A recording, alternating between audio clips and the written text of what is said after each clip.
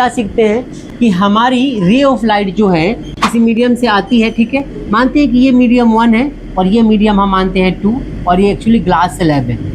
क्या है? शीशे का बना है, कांच का टुकड़ा, ग्लास 3D बॉडी है। तो लाइट जब इस मीडियम के अंदर एंटर मारेगी तो बेसिकली यहाँ पे इसका सरफेस होगा, ऐसा कुछ मान लो। आई बात समझ में?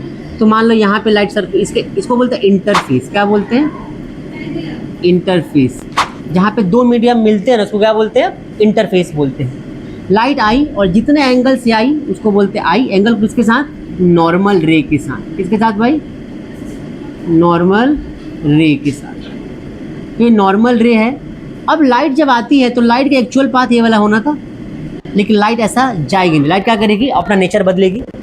लाइट जब भी मीडियम चेंज करती है तो या तो नॉर्मल से अवे जाएगी या नॉर्मल के क्लोज हो जाएगी। दो ही चीज़ पॉसिबल है।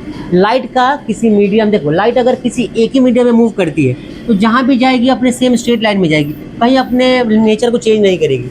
लेकिन लाइट जैसे अपना मीडियम चेंज करेगी क्या हो जाएगा?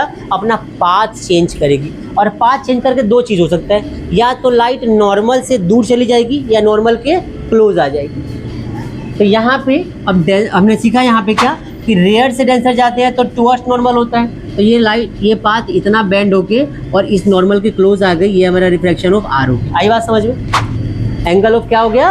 Refraction.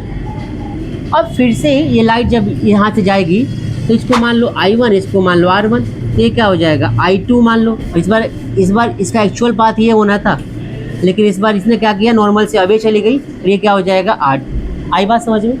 This concept is called refraction through glass slab या सिंपल रिफ्रैक्शन ऑफ लाइट। अब यहाँ पे